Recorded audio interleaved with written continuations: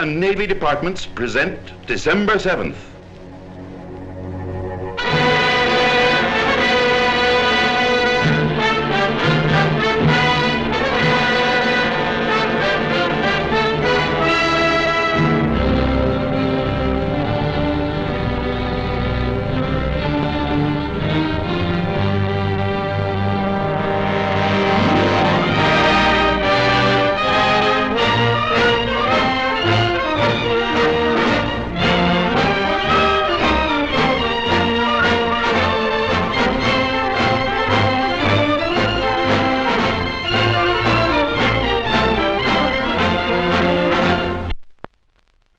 Would you please repeat the last paragraph I gave you, Miss Kim? Certainly, Uncle Sam. For tropical beauty, and I'm not excluding the opposite sex, this little island of Oahu has no peer as a vacation land. Fine. New paragraph. Imagine the transition, Jonathan. You hop a clipper in San Francisco, and in less than 24 hours, you're in paradise. Silenced is the endless ringing of the telephone. Banished are Messrs. Hurry, Scurry, Worry and Company. Inaudible the hubbub of labor disputes. Gone the nerve-wracking feeling that the world in general is a whirling mess and that America in particular can't make up its mind which way it wants to spin, if at all. Yes, sir, Jonathan. When your corns begin to ache and bite, there's only one thing to do. Take your shoes off. And that's just exactly what I've done. On a flower-covered hilltop in Honolulu, TH, territory of heaven. Hawaii, romantic, mystical Hawaii, where the air is choked with the fragrance of 1,000,000 flowers. Air choked with the fragrance of 1,000,000 flowers. Oh, yes, Miss. I got carried away. All right, we'll continue. Yes, Jonathan, nature has been most generous. But there is more on this sun-gilded island than flowers and trees. I'll say there is. Oh, it's you. Yes, I might have known. Miss Kim, we'll continue with this later. The mood is gone. Go on with your letter. I might suggest a few things to add to it. They won't be as lyrical as the air choked with the fragrance of 1,000,000 flowers, but they'll be as factual. You're not only an intruding gent, but a mule-eared eavesdropper as well. Thank you, Miss Kim. Good morning, Mr. C. Good morning, Miss Kim. You know, you're a strange fellow, U.S. One look at me and up goes your dander. Ah, that's no way to treat an old business partner. Old business partner, indeed. Well, let's say associate for many years. Too many years. Yes. A good long time. You were a youngster in knee pants when we first locked horns. You were tearing yourself into 13 parts over a book of rules you were getting up called the Constitution. As I remember, it was up you and pulled all 13 parts of you into one solid hunk of oak. Then again, when you were a lanky, cocky adolescent, not quite 90 years old, you chose up sides and started to knock the blocks off each other. Took quite a bit of reasoning with both sides. Yes, and you've been reminding me of it ever since. Well, that's my job. All right. What is it you want? I've come to go over the books with you. The year 1941 is nearly over, and there's some balancing to be done. Can it wait? I'm on a vacation. You've done a lot of vacationing this year. The worst part of it, you haven't been having any fun. Your heart hasn't been in it, now has it? Why, of course, certainly, sure it has. You can't fool me with that star-studded front of yours. You're not hitting on all 12. Something's eating you, inside. Yes. You. Thank God for that. Thank God my small voice is able to reach you. That's what makes you, every 130 millionth part of you, a pretty decent fellow. Deep down underneath. Yes, you're a wily old scalawag, Mr. C, but well, you can't hoodwink me with your flattery. No, sir. I'm onto your ways, and by Jehoshaphat, I'll be darned if I'm going to let you spoil my fun. You're not going to let me, but I will. Since I had to be saddled with a conscience, why, dear Lord, did you have to hog-tie me to such an irascible, determined parasite like this one? Here, you see. Only a few minutes, and I got you praying already. All right, what's the use? Okay, let's take a look at the books. You're a good boy. Now, where shall we start? Anywhere, but let's get on with it. All right, now let's say Hawaii. I wonder how much you know about sugarcane and pineapples. Sugarcane and pineapples? Well, I don't know exactly what's behind that lawyer approach of yours, but I know a good deal about sugarcane and pineapples. Oh, you do? Yes, I do. It's a pioneering story that compares favorably with the opening of the West. It's a story of a miracle in an arid, sun-smitten desert created by a handful of adroit men with indomitable courage. They and their doughty descendants put into cultivation 244,000 acres of pest-free, strong, vigorous weeds, chock full of sweet sap, an annual crop of 2 tons a century ago, 1 million tons today, over $50 million worth a year. Big business. On soil less favorable for growing cane, they planted pineapples. 90,000 acres under cultivation in half a century. About 13 million cases of canned fruit shipped yearly. Big business, too. Where once was a village of grass huts, a modern American city arose. Honolulu, the pearl of the Pacific. A modern, up-to-the-minute city. The territorial building, the municipal building, the library with its many branches, the University of Hawaii, the King Kamehameha School, over 300 public and private schools. Honolulu Academy of Arts with its priceless collection of art and paintings. Lovely streets and homes.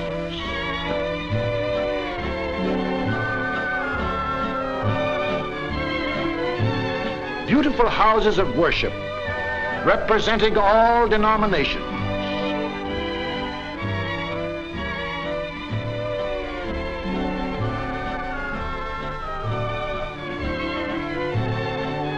Luxurious hotels, the Royal Hawaiian and the Moana on legendary Waikiki Beach, a bustling port, a haven for ships of all nations, and the Big Five, Castle and Cook, Alexander and Baldwin, C. Brewer and Company, Theo H. Davies and Company, American Factors, the Big Five, the backbone, the nerve center, the brain of the territory, grandsons, aunts, uncles, in-laws, held together by blood ties and interlocking directorates. Scratch one and the other bleeds. Yes, sir. That, my dear Mr. C, is what was accomplished with a sweet weed and a spiny pineapple in 1 century. And that's what I know about sugarcane and pineapples. As usual, you're very well informed. You've covered the subject perfectly, with one exception, labor. It took human hands to plow, till, and seed that desert soil, to irrigate it, fight the pests, harvest and gather the crop. Of course it did, and they've done a good job, too. They? Who are they? Why, the natives. You're a great one to play ostrich when you want to. You know as well as I do that the majority of laborers were and are Japanese. Well, what about it? Oh, nothing. But just for the record, let's not overlook the majority of the population here, the Japanese. They too had their pioneers. They didn't come here to spread the gospel or to venture in trade. They were brought here as contract laborers to supply the needed manpower for those Yankee pioneers who got here first. Back in the 1860s, they came in driblets, later in buckets full. Some saved their money and went back to the land of their fathers. Others, seeking better working conditions and broader opportunities, went on to the Pacific coast. Most of them, however, sank their roots, raised their families, buried their loved ones, and settled permanently. There are a lot of them now, 157,000. 37% of the population of the islands. That's their 1941 telephone book, published for them in Japanese. And that's their newspaper, published by them. They have several daily newspapers of their own, a few semi-weeklies and weeklies. They have their own magazines, too. A goodly share still work in the sugarcane plantations. A goodly share still work in the pineapple fields. But they developed their big five, too. Not as financially potent and powerful, but very solid indeed.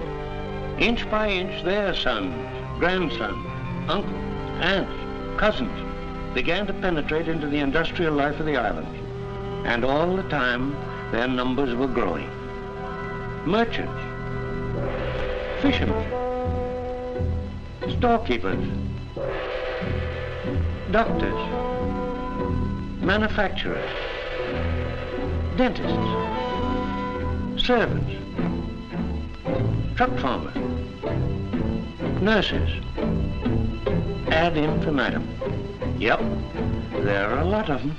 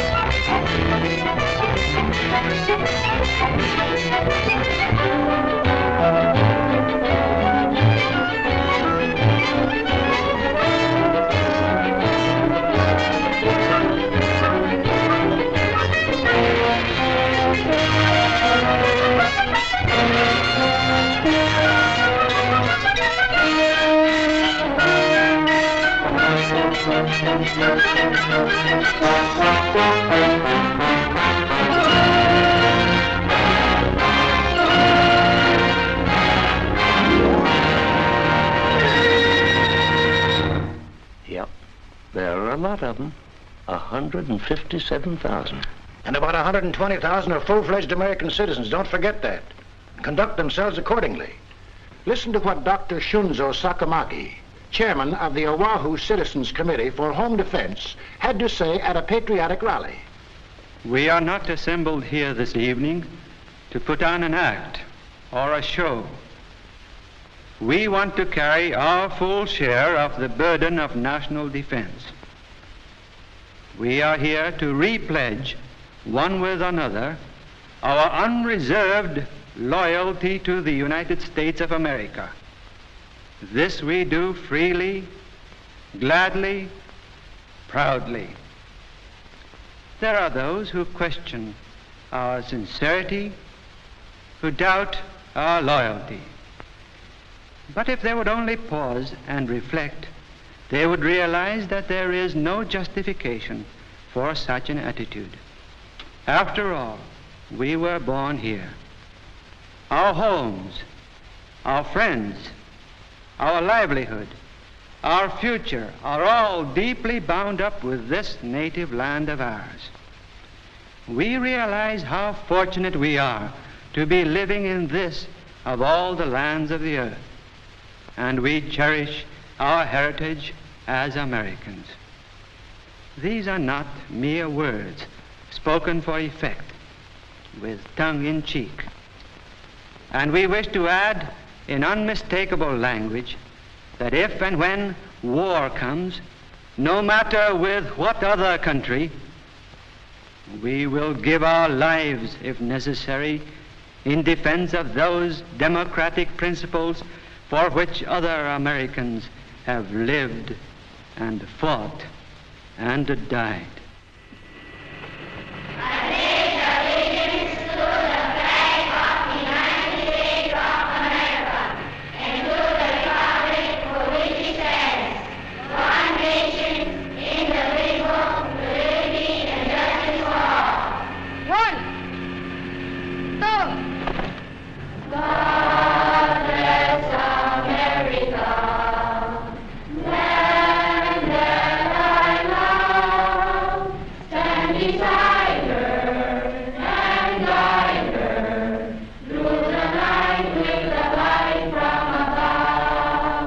From the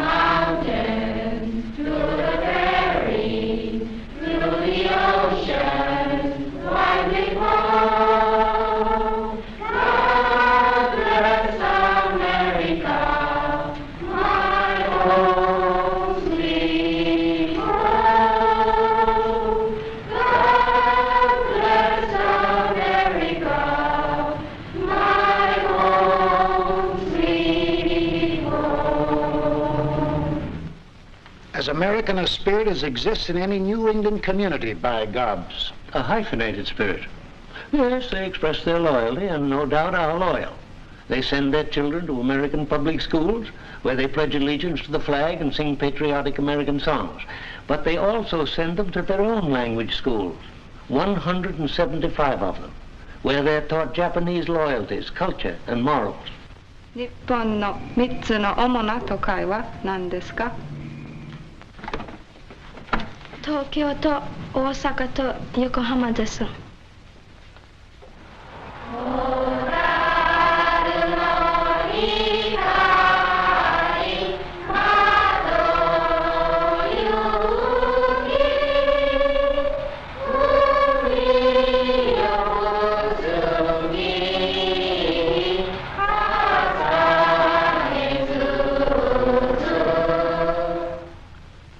In addition to their Buddhist and Christian churches, they brought with them their so-called religion, Shintoism, and devoutly follow its teachings.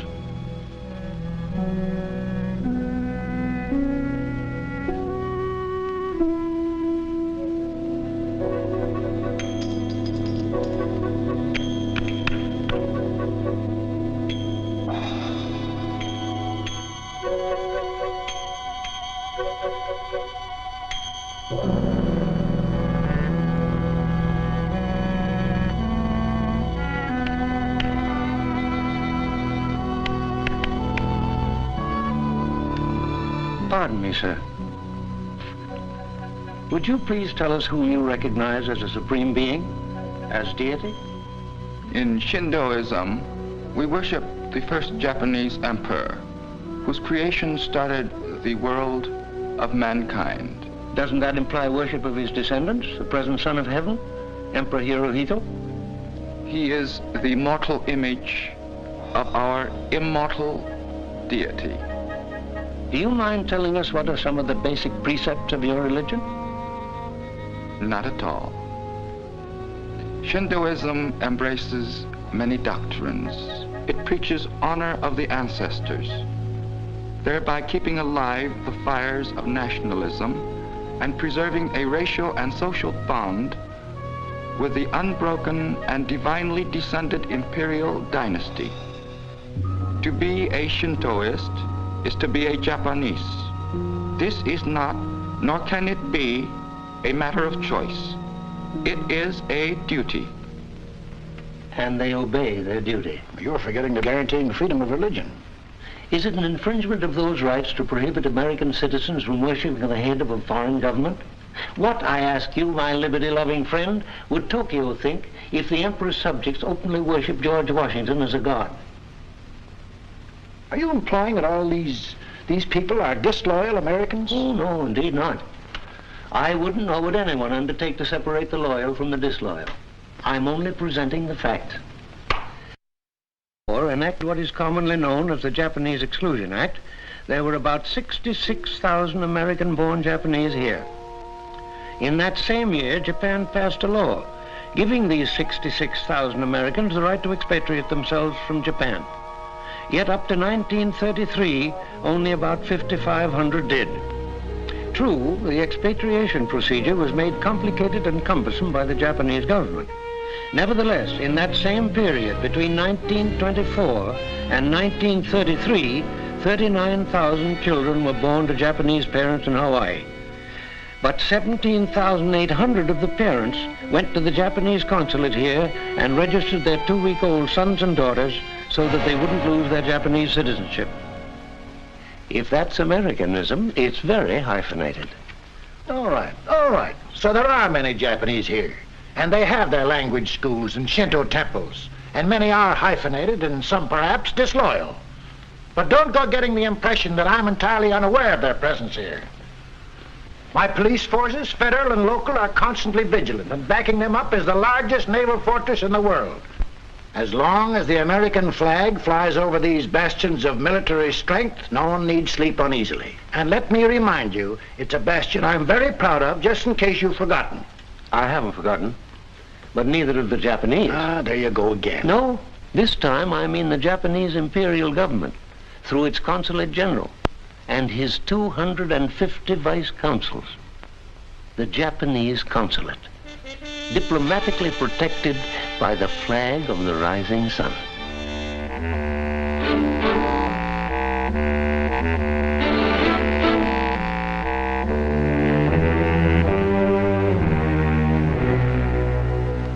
ここに今週の偵察報告書がみんな来ています。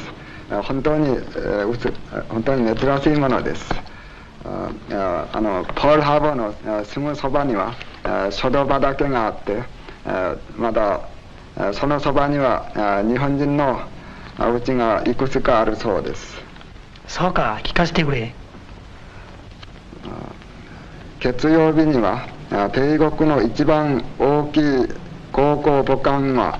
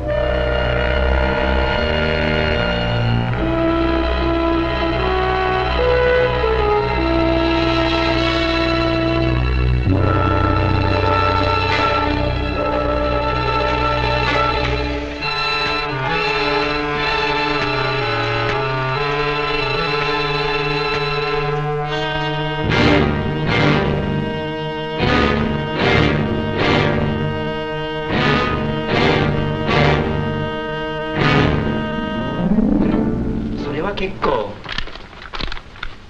その大きなカバンの中にまだ何が入っている？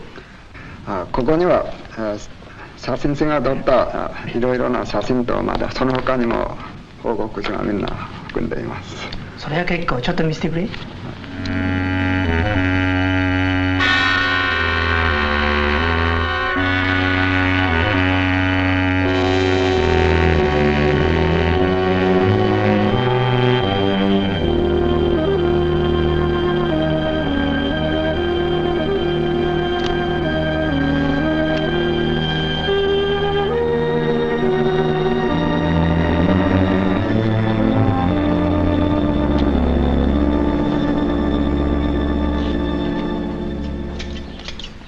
Out 32 days and we really gave her the works. She made 31 the last test, and she'll make 33, easy like. Sure. Wait till she won't take it. I'm telling you, the Salt Lake will run circles around her. They tell me these new cruises will do 35. Maybe so. Well, you know the old theory. Put on a little more armor and take it a few knots slower. It's a lot safer. Say, you ought to see the burn I got here the other day. I got diving for lobsters. Look at this, Jim.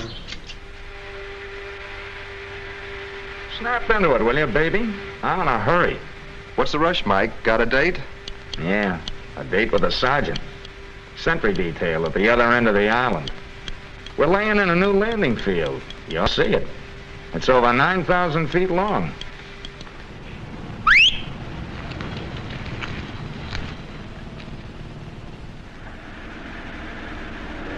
Gosh, I hope we don't miss that shore boat.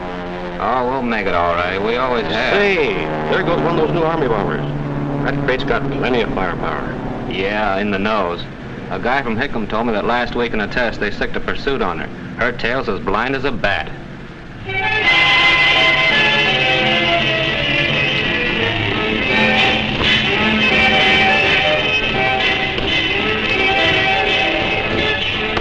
A buck's worth, sister.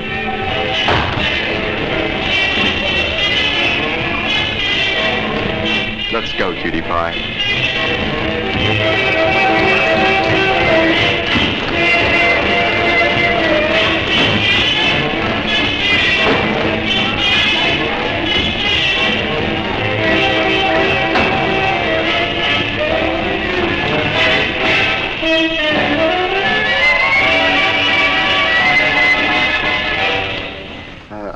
帝国士官はあんまり寂しくて、我が日本の女に惚れて、みんなの軍事的秘密を漏らしました。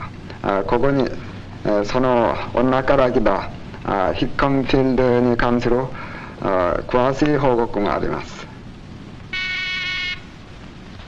Yes? Mr. Heinemann to see you. Have him come in. Thank you, Ada. Good work.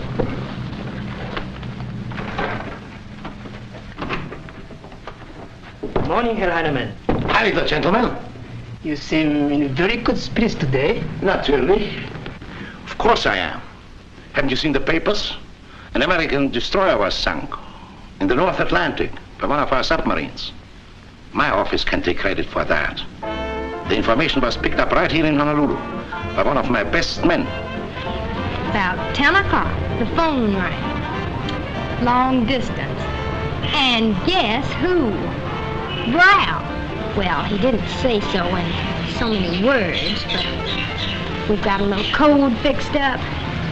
And he's been transferred to a cruiser and is leaving on Friday for Iceland. Just imagine Ralph in a cold country like that. Why, he's a regular old beach boy. Poor darling, probably freeze to death. Now look, Marco, remember, not a word to a single soul. I really shouldn't have told you. It's a military secret. It certainly was a military secret.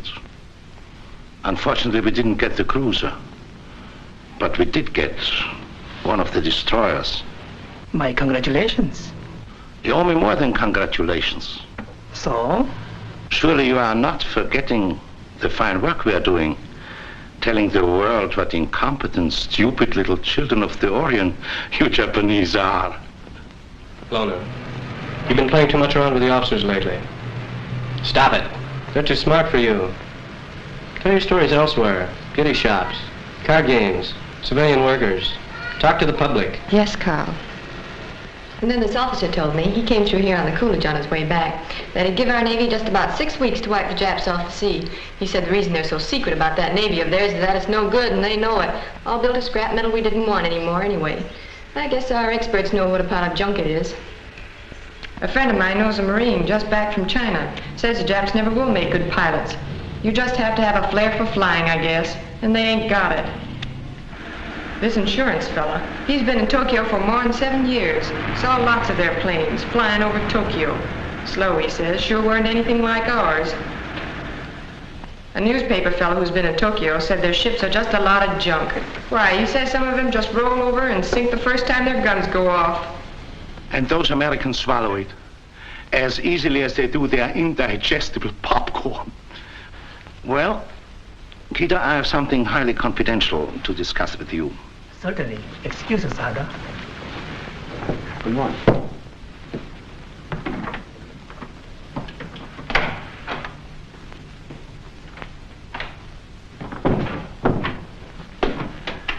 Our San Francisco office informs us that Washington has sent here many FBI agents and that military and naval intelligence men are practically everywhere.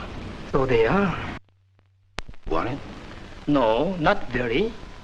I have information that one of the highest military officers in the Hawaiian department has cautioned everyone not to do anything which might offend the imperial government of Japan and create any unnecessary feeling among the local Japanese population.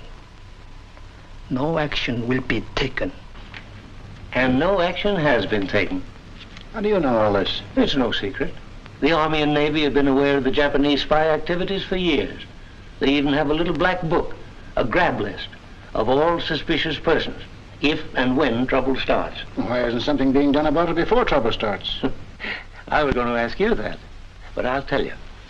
It's bad judgment to take a poke at a fellow's chin unless you're prepared to make it a 15-round scrap. Washington's on to Mr. Hirohito and company, but Washington has its hands full trying to keep the isolationists from disbanding the army and at the same time put our factories on a war footing.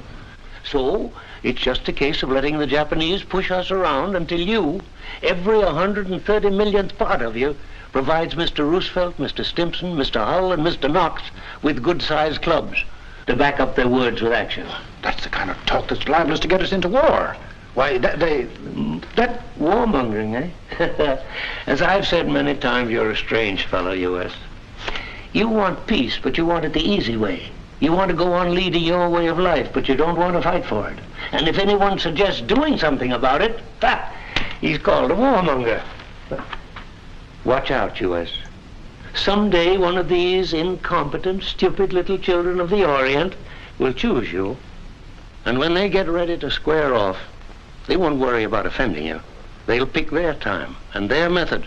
And they'll come over here and blow that bastion of military might behind which you sleep so easily into smithereens. Now you're hysterical. You're talking like a schoolboy. Remember, it's 3,400 miles from Tokyo to Hawaii.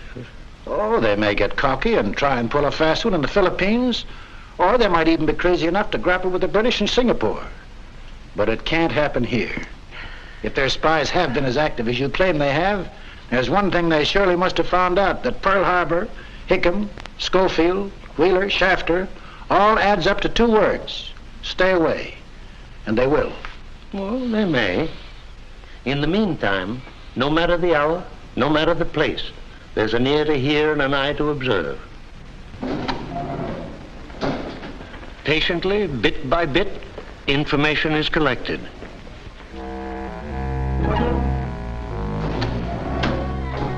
Patiently, bit by bit, it is sent out. 今日はポールハーバーに第12番の上代がある。今週の末頃に軍艦ペンシルベニアとネバダが帰るつもりである。The ever-present diesel-powered sampan is used for other purposes besides fishing. 注意腹の報告である。飛行機 PPY この辺にある。レンドブは引き延ばせよ。The diplomatic pouch eliminates the need for secrecy. Thus, by shortwave and diplomatic pouch, Tokyo is kept informed of all our ship movements and all our military activity. By patriotic subscription, they support the war in China. By low-cost tourist rates, thousands go back yearly to the homeland. In return, Tokyo sends over Shinto priests, educators, writers, who go up and down the islands with monotonous regularity. For 2.5 hours daily, Tokyo broadcasts programs in Japanese, featuring news reports and governmental happenings. 首相登場は議会で御人とロンと東京との間に三国同盟の強固なることを再び断言した。Quite often they get very chummy and allow their tourists and relatives to send their greetings back. もしもしホノルル、ここは東京です。私の友人高橋さんとサンタさんと松田さんとの中によろしく申し上げてください。And when Tokyo speaks, they all listen, rich and poor alike. So it's plainly a two-way proposition. Put them both together, and it spells Tokyo, I love you. You may see nothing but intrigue and conspiracy lurking behind every closed door and choking the airways with military information. I see islands of wondrous beauty, sky-piercing mountains, deep-driven gorges, dashing surf, and miles of colorful coastlines, tropical skies, the world-famous landmarks, Diamond Head, the upside-down falls, the Pali. I see islands inhabited by people of many tongues, of many lands, living side by side in neighborliness and friendship. My islands are of many races, many mixtures.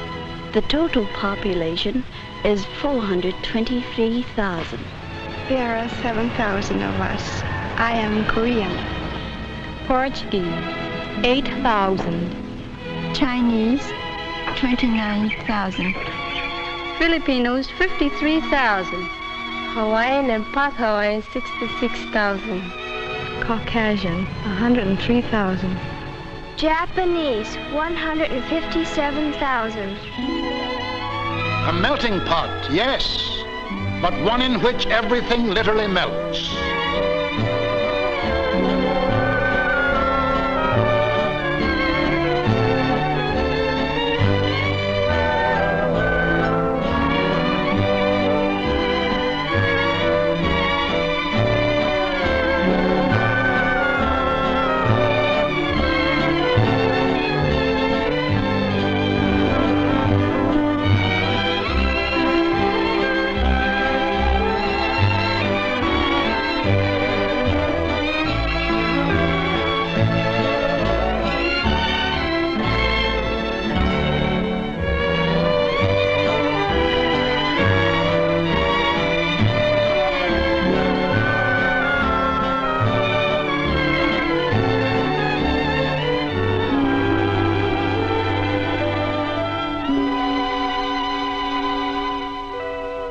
I see islands to which people from the world over have brought their colorful traditions and customs and adapted them to our American way of life.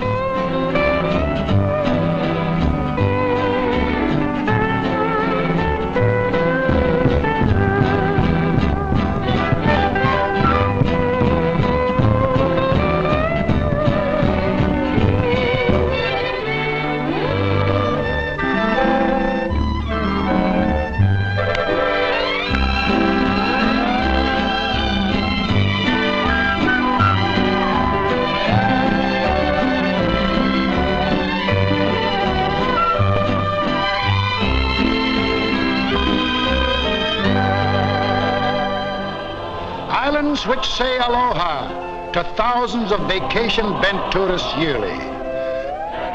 Aloha. Aloha. Aloha. Aloha. Aloha. Aloha nui.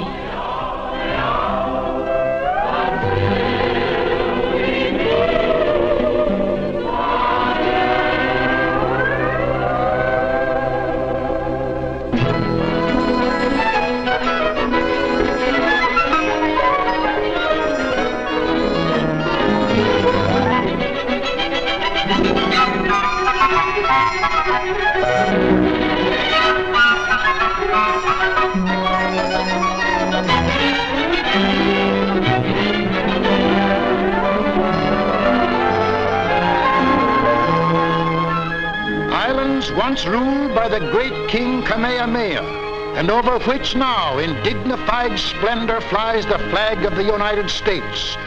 It's all down there, Mr. C, if you'll only take time to look. It's amazing how much you can see with your head buried in the sand. So long. So long.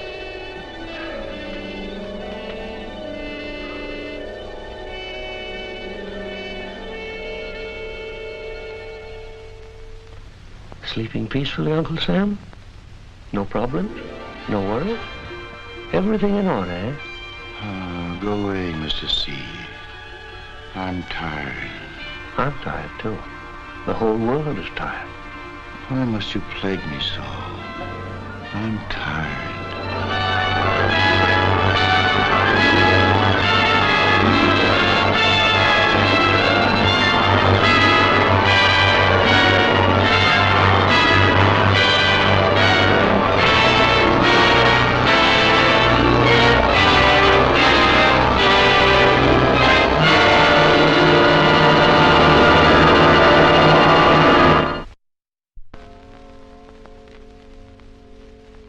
Early Sunday morning on the island of Oahu.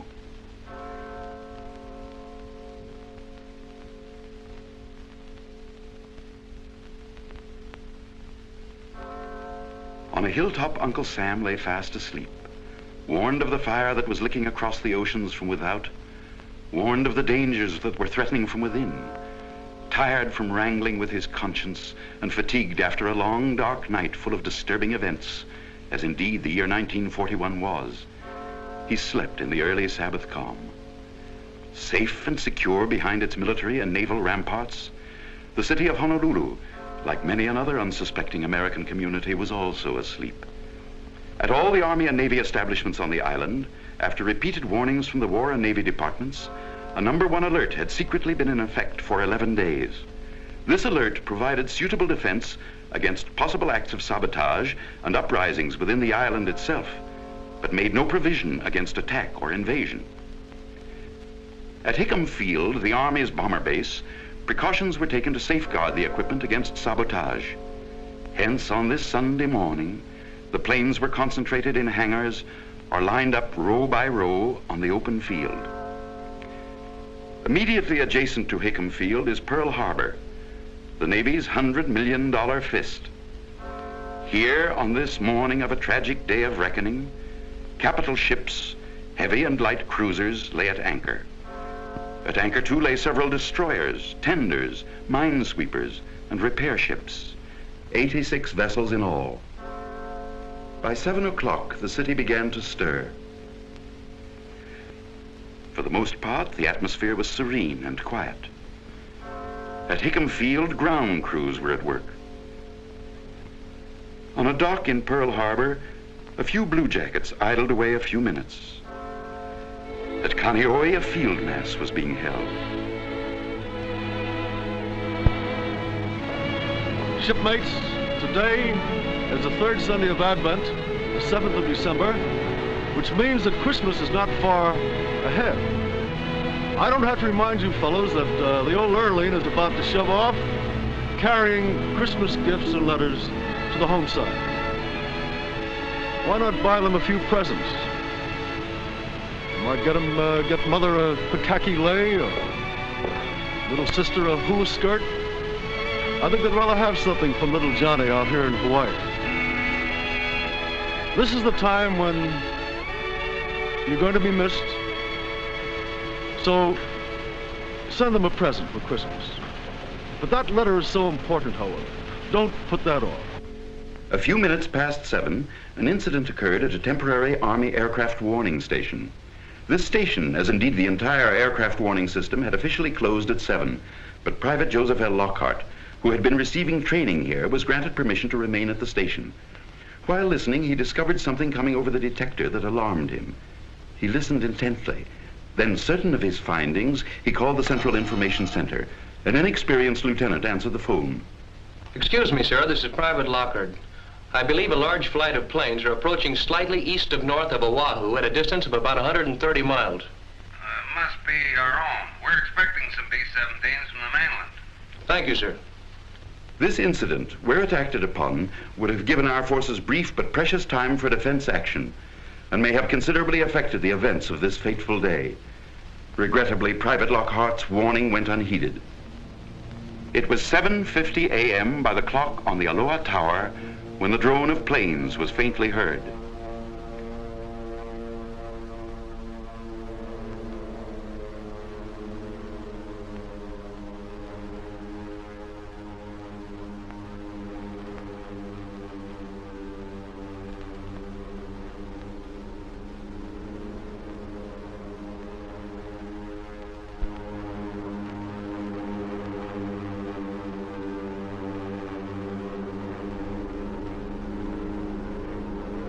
Out of the misty Pacific skies, like tiny locusts, they swarmed in from the sea.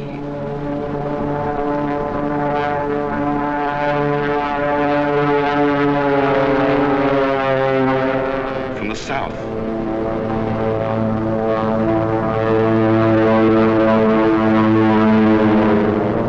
From the southeast.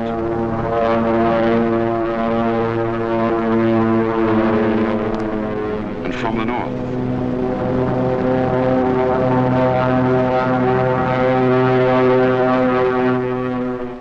At this very moment, on a quiet Sunday afternoon in Washington, Japan's smooth-talking, grinning envoys, Nomura and Kurusu, were blandly delivering to Mr. Hull a lengthy protestation of Japan's peace intentions. Yes, at this very deceitful moment, about 200 of Japan's messengers of death swooped in over our Pacific paradise. On they came, wave after wave, boldly, fearlessly. They had little to fear. They knew that our task forces were at sea, and they knew their disposition. They knew that no long-distance airplane reconnaissance, no inshore airplane patrol was being maintained. They knew from detailed maps they carried with them the exact location of vital airfields, hangars, and other structures. Each was given a specific objective, and straight toward that objective he came.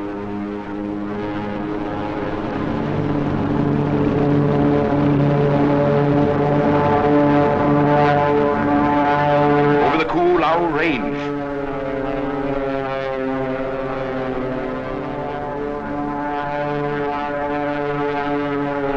past the Pali,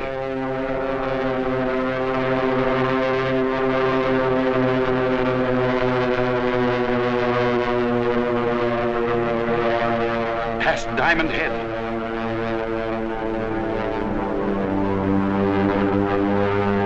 and over Waikiki Beach, the treachery of an empire was on the wing.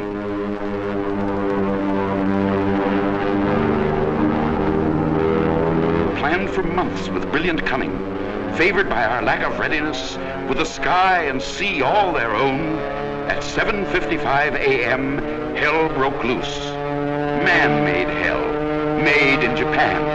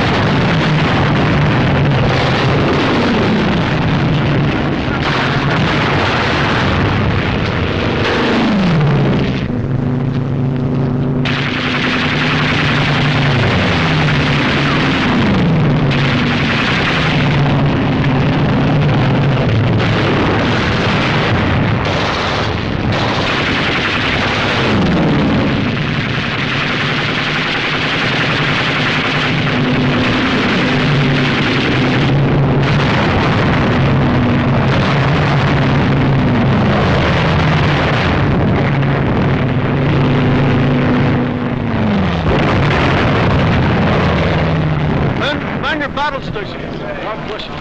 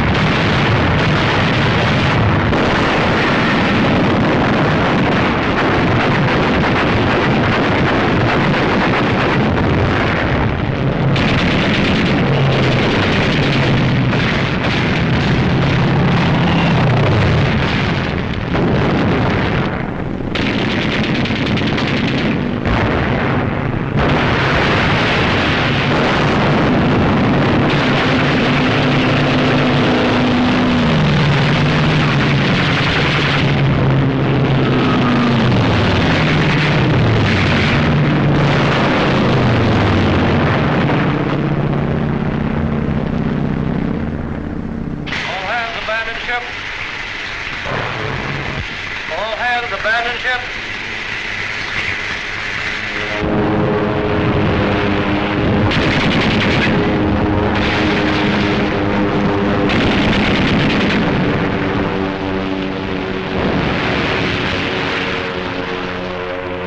The ferocity of the attack momentarily subsided. In the city, the people, awakened by the bombardment, believed the Army and Navy were staging large-scale maneuvers. Scattered bombs, incendiaries, and machine gun fire had changed their minds.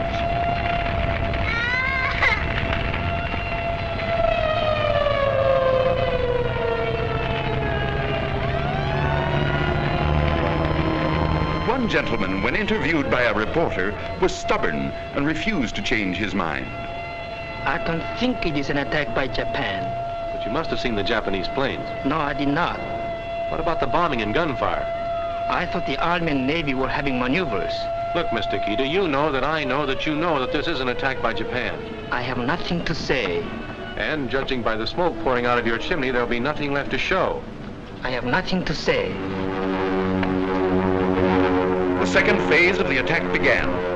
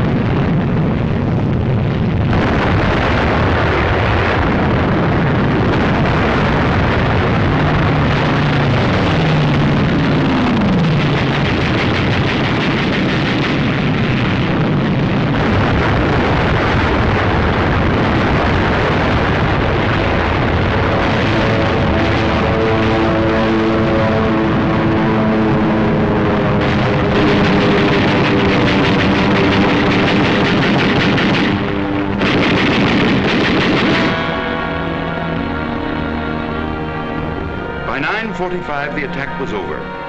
1 hour and 50 minutes of perfidy. The last wave of the invaders was beaten off. Yes, beaten off by our men, who against overwhelming odds, heroically and magnificently gave notice to the world that we had only begun to fight. When they sneaked in, they were about 200 strong, only about 150 when they departed. Behind them, they left about 50 of their planes. Most of them were scattered on the airfields in charred, twisted, and mangled wreckage. A few had crashed into the sea and were washed up on the shore. Some were shot out of the sky and plunged headlong into the harbor. Grim telltale evidence that the list of dead Japs might have been larger and the list of our casualties smaller had we been sufficiently on the alert. These two-man submarines, 3 of which were accounted for, were especially built to operate in shallow waters, such as are found in and around Pearl Harbor. This piece of underwater perfidy won't be forgotten. Yes, this, as indeed the whole diabolical plan of the attack, was conceived and aimed toward achieving one objective, and one objective only: to catch us off guard, smash our fleet, cripple our standing as a sea power, and put us out of business. In this it failed, but tragic and terrible was the scene of destruction. Heartbreaking, the sight of ships built to fight and die proudly, now left burning in shallow graves. Painful and lamentable the scenes at Hickam, Wheeler, Kaneohe, with barracks, hangars, and equipment a mass of battered debris. Always, said President Roosevelt, always will our whole nation remember the character of the onslaught against us.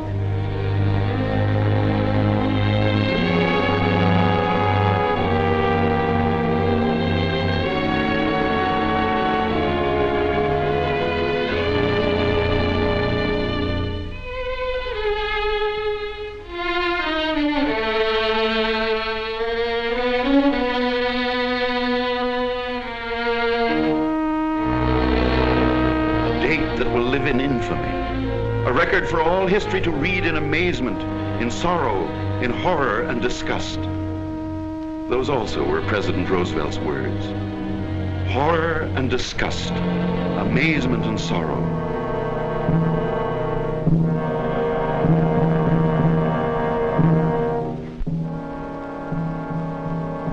Sorrow, yes, bitter, grievous, mortifying sorrow. For on this Sabbath day, 2,343 officers and enlisted men of our Army, Navy, and Marine Corps gave their young lives in the service of our country. Who were these young Americans? Let us pause for a few minutes at their hallowed graves and ask a few of them to make themselves known. Who are you, boys? Come on, speak up, some of you. I am Robert R. Kelly, United States Army. I came from Findlay, Ohio. My parents are Mr. and Mrs. James E. Kelly.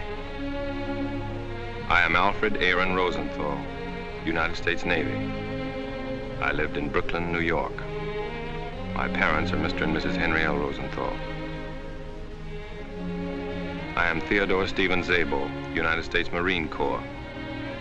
My hometown is Castalia, Iowa. Those are my parents, Mr. and Mrs. Stephen Zabel.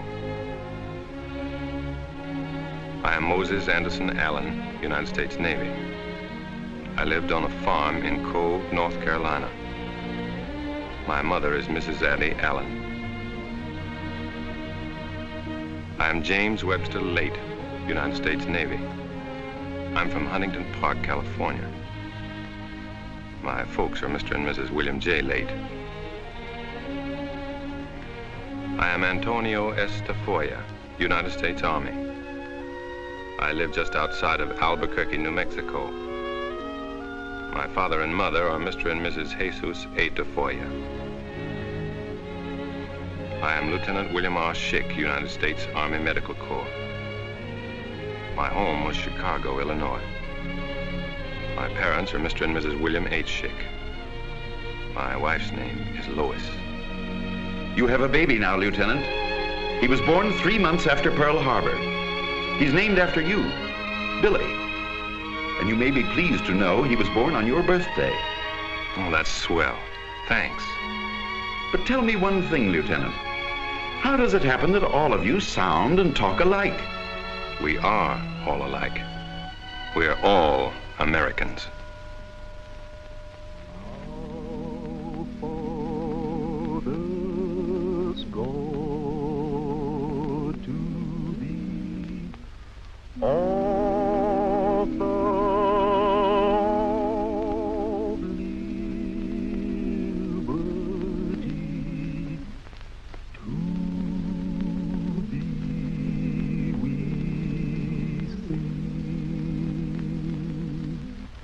Long may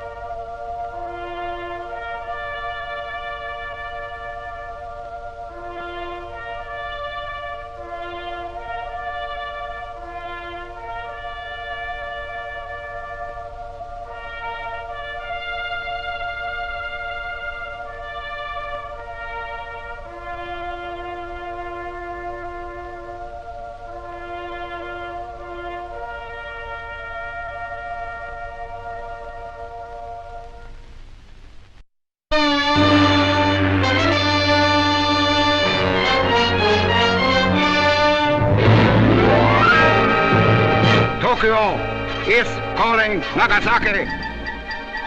Kobe, Ataro. His Excellency Premier General Hideki Tojo will report to the nation. For many years, the democracy of the United States has threatened to enslave the life of our peace-loving nation. That threat has now effectively been disposed of. I have the honor to report that our bombers have struck an annihilating blow at United States sea power.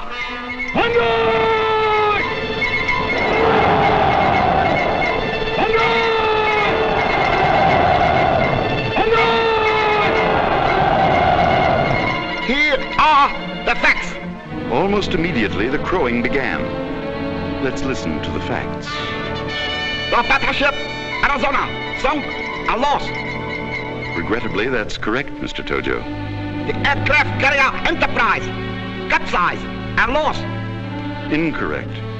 That's the old target ship Utah. The battleship Oklahoma capsized and lost.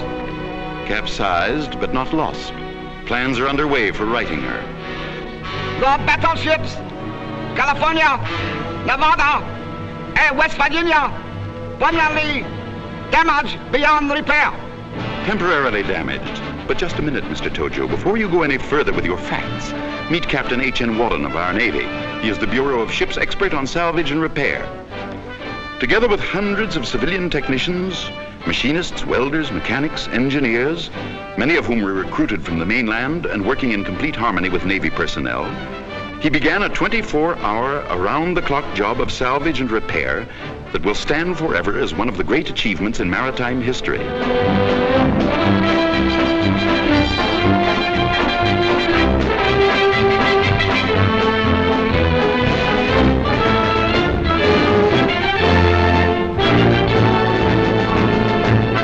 Above and below the water's surface, this epic of masterful engineering went on. Captain Wallen has proved you a mighty tall storyteller, Mr. Tojo. He calls your facts by a rich Navy word, scuttlebutt.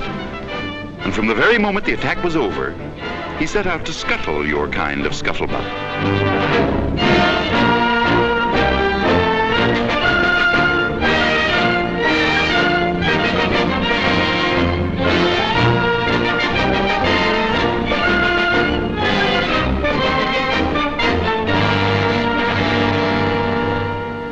The 23-year-old California, known affectionately to our blue jackets as the prune barge, with her ugly wounds temporarily bound, was refloated and towed to dry dock. Similar attention was given to the 28-year-old Nevada and the 21-year-old West Virginia. Here in dry dock, in record-breaking time, they were overhauled and improved from stem to stern, from hull to peak. Now, dressed in their up-to-the-minute fighting garb and raring to go, these mighty warriors and their proud crews stand out to sea. Godspeed.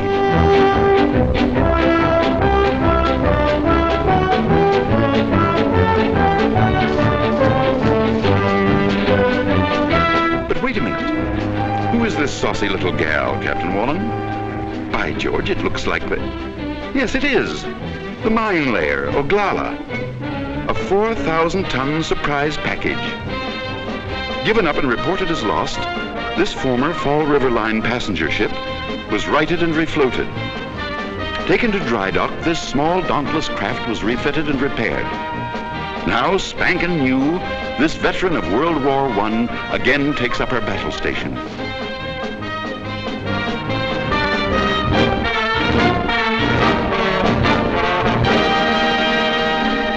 So you see, Mr. Tojo, how poorly your facts stand up. Sorry to have interrupted.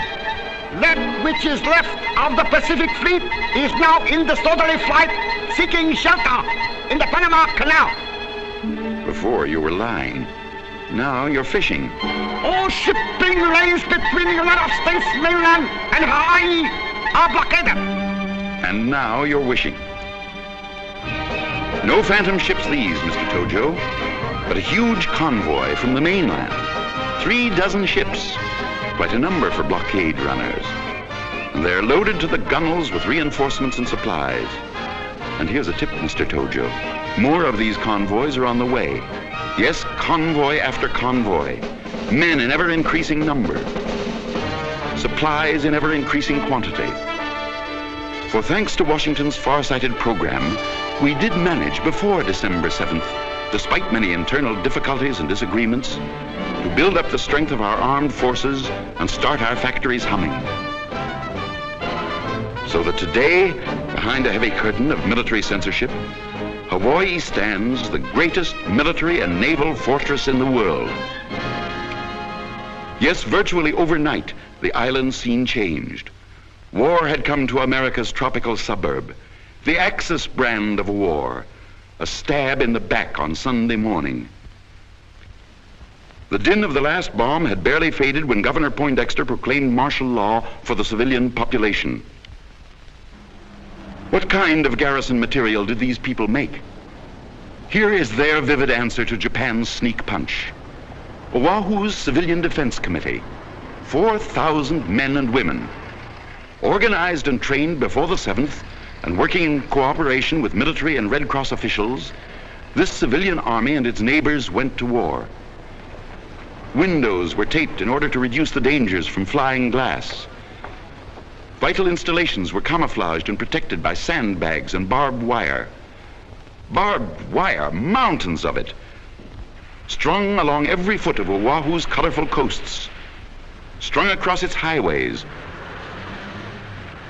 around its schools and its public buildings.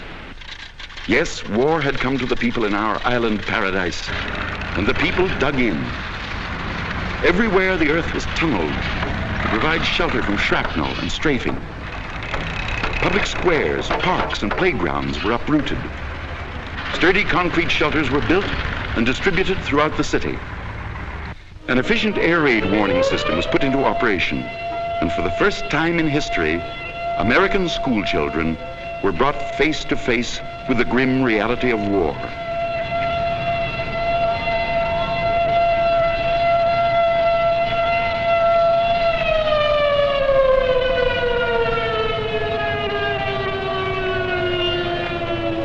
Even tiny little tots, confused and bewildered, were taught to march into zigzag trenches. How difficult to convey to them the why or wherefore of this strange game. Still more difficult to explain the need for these monstrous-looking things. But the fathers and mothers of Hawaii did. For this war is a war of survival, a people's war. Even a little people's war, yes, right down to striplings and infants. A bunny mask, but no toy, this. For this child, a grim memory of your treachery, Mr. Tojo. Well did the mothers of Hawaii, as they waited in endless lines for these bunny masks, remember the gas attacks in China. Well did they know that that which you tried in China, you were capable of trying here.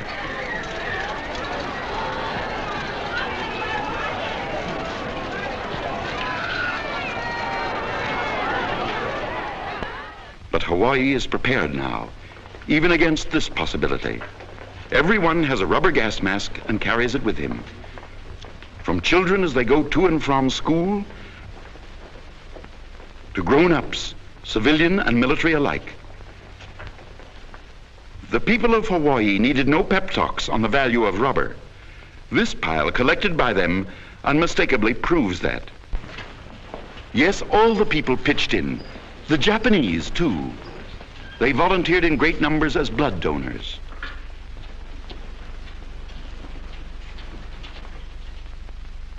They liberally supported the war bond drive.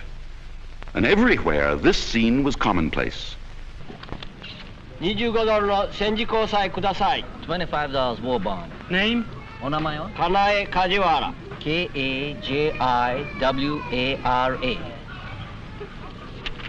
The younger generation did its share and fully justified Dr. Shunzo Sakamaki's faith and trust in his fellow Japanese. Those that were known to be disloyal or undercover enemy agents were immediately taken into custody. Many were forced out of business and interned. But despite the wild Tokyo-inspired rumors and scuttlebutt, not one single solitary act of sabotage was committed on the 7th. Your bombs, Mr. Tojo, brought many changes, and in no small measure served to further complicate the already complex life of the Japanese in Hawaii. As though to permanently erase their relationship with the homeland, they wiped out or removed every vestige of the written Japanese word. Closed are the language schools. Empty and boarded up the Shinto temples. Gone the flag of the rising sun. This young American Japanese gave the best illustration that over Hawaii, the rising sun had begun to set.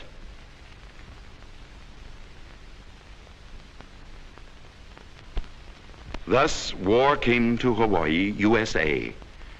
The Aloha Tower, once the symbol of welcome and hospitality, now stands clad in weird war paint. No longer do luxurious liners bring vacation-bent tourists to these once happy isles. The liners, too, have gone to war.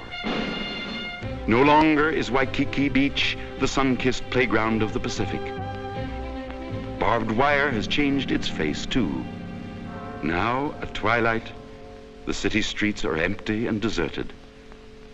Blackouts start each day promptly at dusk. Well, you may crow, Mr. Tojo. You've done a good job of stabbing in the back. You've darkened our cities. You've destroyed our property. You've spilled our blood. Our faith tells us that to all this treachery, there can be but one answer, a time-honored answer. For all they that take the sword shall perish with the sword. So that's the story of Pearl Harbor, before, during, and after the infamous attack on December 7th. It's all true. You can take my word for it, because I know. I was there. I died there. Who are you parley-vooing with, buddy? Oh, just talking to some of our fellow Americans. Up here or down there? Down there. It's a waste of time. Oh, they're all right. That ain't the way I size them up. I ought to know. I've been watching them from up here for 24 years. Where did you get yours? On the Marne. Oh, you're a veteran. To you rookies, yeah, but I ain't no veteran. Over there's men that fought the Redcoats with George Washington. Saw the general the other day. Over there, the boys of 1812, the Indian fighters. Up there is regiment after regiment of blues and grays. Back there on Manila Boulevard, there's some of Dewey's men. My outfit's billeted up here in the new sector. Reckon they'll be opening up some more sectors now. Plenty of room for all of you. For you boys from this war and from the next. There isn't gonna be any next. Oh, where have I heard that before? Yes, I know. It's been said since the Bible was in its first edition. But this time, we're going to make the world safe for democracy. The world safe, period. Safe for us to continue our democracy. Safe for any other nation who may choose to live under a democracy or any other book of rules, whatever its name. Just so long as they call a fair ball fair and a foul ball foul. Who's going to do your umpiring? Every nation. The bush leaguers and the majors alike. If and when they prove themselves able and worthy to rate being called a ball club. I've heard all that before, too, buddy. And no reflection on you, it was said better by a great man that's up here with us now, Woodrow Wilson. And what happened? America decided they didn't want to play ball with the International League, so they left Wilson out there on third base and they walked off of the field. When he tried to tell them that they're a big league club now and that they're no longer playing sandlot ball, they sold him and his hopes and his ideals down the river. That was 1918, 500 years ago. This time you can bet your last Lincoln penny Uncle Sam's gonna be right in there, pitching. You taking any bets? When the last shot's fired, they'll take all of the Roosevelt, the Wallace, the Hull, the Wells, the Wilkie speeches. They'll pack them away in mothballs. They'll climb up on the bleachers, they'll eat hot dogs. And they'll watch the other clubs slug it out. 6 will get you 12. At 15 or 20 years from now, they'll be opening up new sectors in here. Better cut down on the odds, soldier. Because when this ball game is over, a lot of guys are going to be struck out, that's true. But a lot of guys are going to be coming back to home plate. And they're going to ask a lot of questions. And they're going to have a lot to say about who does what and when. A whole flank of contracts and promissory notes is being dished out to them. And they're coming back to collect. My money's on them. And on the Roosevelts, the Churchills, the Stallions, and the Chiang Kai-sheks. I'm putting my dough on a ball slugger called reason. On a pitcher called common sense. On an outfield called decency. Faith. Brotherhood. Religion. Teams like that are warming up all over the globe. They're in spring training now. But when the season starts, they're going to be all out there slugging, pitching, fielding their way to a World Series pennant called peace. Yes, all over the world. In Australia, Belgium, Brazil, Canada, China, Costa Rica, Cuba, Czechoslovakia, the Dominican Republic, the Free Danish movement, England, Ethiopia, the Fighting Free French, Greece, Guatemala, Haiti, Honduras, India, Yugoslavia, Luxembourg, Mexico, the Netherlands, New Zealand, Nicaragua, Norway, Panama, the Philippines, Poland, Russia, El Salvador, South Africa,